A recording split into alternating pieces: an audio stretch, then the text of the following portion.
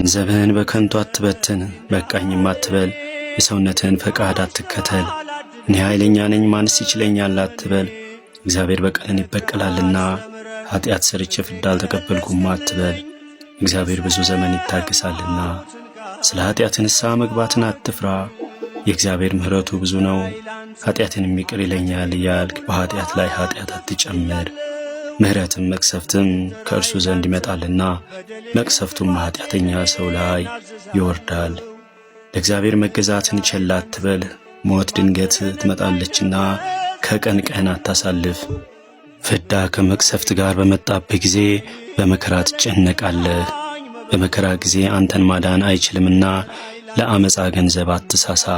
በረከትህ ፍጽምት ትሆን ዘንድ እጅህን ለድሃ ዘርጋ። ስጦታ በሕያው ሁሉ ፊት ጸጋ አለው። ስለ ሞተ ሰውም ምጽዋት መስጠትን አትተው። ከሚያለቅሱ ሰዎች አትለይ፣ ከሚያለቅሱም ጋር አልቅስ።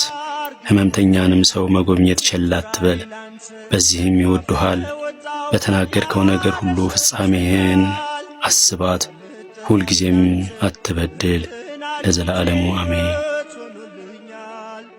ሳናከብረው አክብሮናል፣ ሳናስበው አስቦናል፣ ስንሸሸው ተከትሎናል፣ ስንጠፋ ፈልጎናል፣ ስንጠላው ወዶናል። ስለዚህ እግዚአብሔር መልካም ነው በሉ እንጂ እግዚአብሔር መልካም ነው።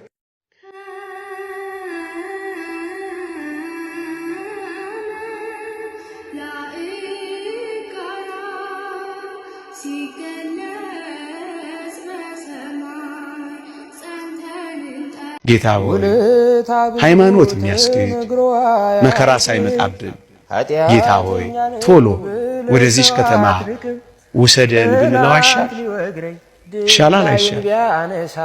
አዎ የሚያስጨንቅ መከራ መጥቶ አንተን ሳንክድህ ጌታ ሆይ ናና ውሰደን ብንለው አይሻል? እንዳመን እንዳስቀደስ እንደቆረብን ቤተ መቅደስ እንደተመላለስ የዚህ ዓለም ሐሳብ ሳያታልለ የዓለም ምኞት ሳይማርከን የዓይን አምሮት ሳያስቀረን አንተን ብቻ እያየን ጌታ ሆይ እባክህ ናና ውሰደን ብንለው አይሻል? ሳንጠራጠር ሳንክድህ በመከራዎች ብዛት የሚመጣውን ዓለም ትተን ለዚህ ዓለም ሳንገዛ እባክህ ጌታ ሆይ አሁን ናና ውሰደን ብንለው አይሻል? እንዳመን ነው ብንሞት፣ ንጹሕ እንደሆንን ብንሞት፣ እንዳገለገል ነው ብንሞት፣ እንደተገዛንለት ብንሞት፣ እንደፈራ ነው ብንሞት ናና ውሰደን። ሰው ስትንከባከቡት ፈገግ ይላል፣ ሲጎልበት ክምር የፈጀ ዝንጀሮ ይመስል። ሰው እንደዚህ ነው። ወቅት ይለውጠዋል፣ ጊዜ ይለውጠዋል፣ ማጣት ይለውጠዋል፣ ማግኘት ይለውጠዋል። ሰው ባየበት ይዘንባል፣ ባየበት ይፈሳል፣ ባጣበት ይደበቃል። ሰው እንደዚህ ነው። ወዳጅነቱን ይለውጣል፣ ፍቅሩን ይለውጣል፣ ቃል ኪዳን ይለውጣል፣ መሐላውን ይለውጣል፣ ጉልበቱ ይለውጣል፣ ሁሉ ይለውጣል። እግዚአብሔር ግን እንደ ትናንት ነው አለ። ረክሰን ስንመጣ በንጹህ እጆቹ የሚጠብቀን፣ ፊቱ የማይከፋ ቤቱ የማይዘጋ፣ የምሕረት እጁ የማይታጠፍ ሰጥቶ የማይጎልበት፣ ሰው በቃኝ የማይል የማይጸየፍ፣ እንደ ትናንት ነው የሚኖር ያለና የሚኖር እግዚአብሔር ነው። ደስ ይለኛል ይህን ሳስበው። እናንተ ደስ አይላችሁ? ስንቱ ንጉሥ አልፏል፣ ስንቱ ባለጸጋ አልፏል። እማያልፍ አባት አለ። እምንወደው አባታችን የየ ብለን አልቅሰን እንቀብረዋለን። ፈትፍታ የምታጎርሰንን እጅ ሳንወድ በግዳችን ገንዘን እንቀብራለን። የምንወደውን ወንድማችን የየ ብለን እንቀብራለን። በትዝታ አስበን እናለቅሳለን። እግዚአብሔር ግን ያለና የሚኖር አባታችን ሲሞት የማይሞት አባት አለ። ወደውን ነገር መተው ይዘላለም የሚወደድ ነገር እንደሚያመጣልህ ማመን። 10 ደቂቃ የሚያስደስትህን ነገር በማለፍ 10 ዓመት የሚያስደስት ነገር እንደሚያመጣልህ እሱን ማመን ነው። ደስታም ይሰጣል። ነገን ማየት ነው ዛሬ ሊያሳልፈን የሚችለው። ነገን የሚያዩ አይኖች ዛሬን መሻገር ይችላሉ። ያንን ነው የእምነት ስራ ያለው።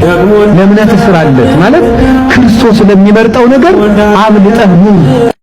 ረክሰን ስንመጣ በንጹህ እጆቹ የሚጠብቀን ፊቱ የማይከፋ ቤቱ የማይዘጋ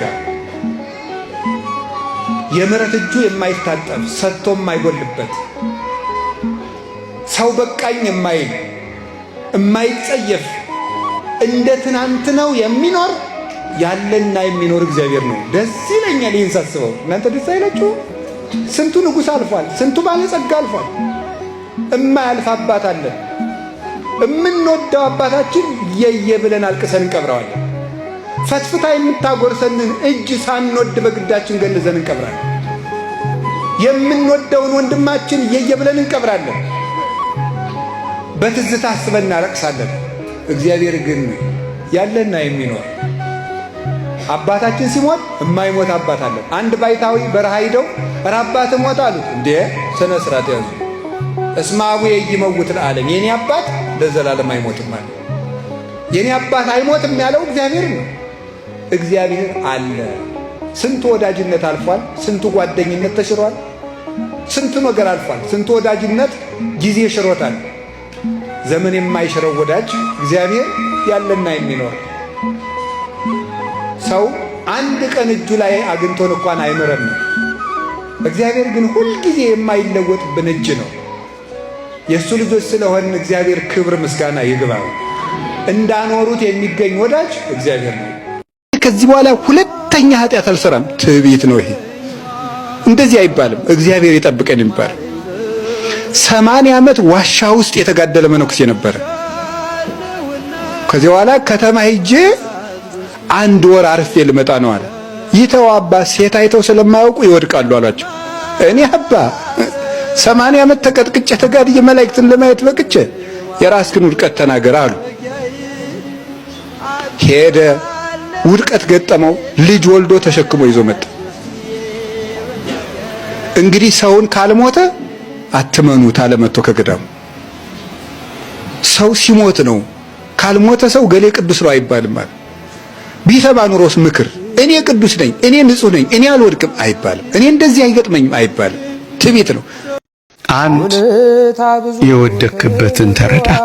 2 ምክንያተኝነትህን ተው። 3ኛ ነገን አትፍራ። ብዙዎቻችን አሁንስ እሺ ንስሐ ልግባ ነገ ብወድቅስ፣ አሁንስ እሺ ልመለስ ነገ ብሳሳትስ። ብዙዎቻችን ነገን እየፈራን ኃጢአት ብሰራስ፣ እንደገና ብወድቅስ፣ እንደገና ብበድልስ፣ እንደገና ፍርሃት። ኦርቶዶክሳውያን የእግዚአብሔር ቃል በግልጽ እንዲህ ይላል። ትንቢተ ኤርምያስ ምዕራፍ 8 የወደቁ አይነሱምን? የሳቱስ አይመለሱምን? ይላል። አንድ ነገር አንርሳ፣ ብንወድቅ እንነሳለን፣ ብንሳሳት እንመለሳለን።